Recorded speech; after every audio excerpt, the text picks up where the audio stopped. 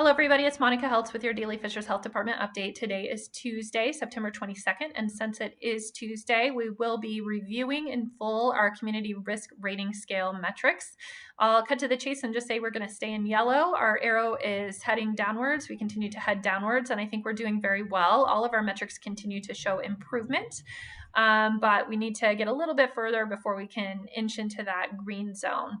Our percent positivity rates right now at our Fishers testing site is at 4.58%, and the county rate is at 5.0%. 5.0% is just the edge of the yellow border with green. So I would put those metrics really in green at this point. But we again look at our second major metric, which is our case incidence rate. Right now, our case incidence rate on a 14-day rolling average, and that's the average number of cases we get every day, is at 12.39, which again has been heading downwards, but we need to be under 10 to be in the yellow zone for that. We're still in orange. So we have one major metric for community transmission in orange and the other major metric for community transmission in green. So that's why we're going to stay in yellow right now. Again, we're trending in the right direction, but we need to stay in our yellow risk level right now. The other metrics that we look at are really to kind of inform those primary metrics and give context. So the secondary metric that we look at is our public health capacity. And the way that we look at that is we look at our testing availability, which right now is fantastic. It's under 2 days. You can get tested the same day or the next day, both at our testing site and most of the testing sites in the area. So we put that metric in green. Our testing turnaround time is another thing that we look at, and that again is in an under 2 day category, which is in green. So that means that when you get tested, you're able to get your lab results back in less than 2 days. And I can say that is absolutely happening right now at the vast majority of the testing sites, including ours. We're typically getting results back in about 24 hours. The third thing that we look at regards to public health capacity is the contact tracing capabilities. So as a reminder, our Fishers Health Department contact tracers are doing initial notifications of folks who test positive through our Fishers Health Department testing site.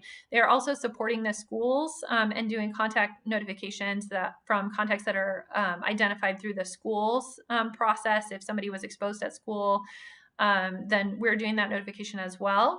The folks who are tested at other sites may receive their first notification from the state. So the Fishers Health Department testing site contact tracing is going quite well. We're able to notify everyone in less than 24 hours. But the state's contact tracing takes a little bit longer. It's running at about 2 days right now. So I would put half of us in green and half of us in yellow on that secondary metric. Our healthcare capacity is our tertiary metric that we look at. So that's another just informative factor. And that's looking pretty good right now. For the healthcare capacity, we look at the whole of District 5, which is Marion County and all of the surrounding counties, because we know that if you need critical care and you live in Fishers, you're probably going to be going to a hospital in that District 5 region and not necessarily one in Hamilton County or in Fishers. So we want to have a more broad view on that. The ICU visits are up in District 5 this week. Hospitalizations remain stable. And all the other metrics such as emergency department visits and deaths appear to be improving at this time. So that is okay news. Again, our ICU visits appear to be going up, so that's a little bit troubling. We'll keep an eye on that. But again, this is a tertiary metric that we look at, not the primary one.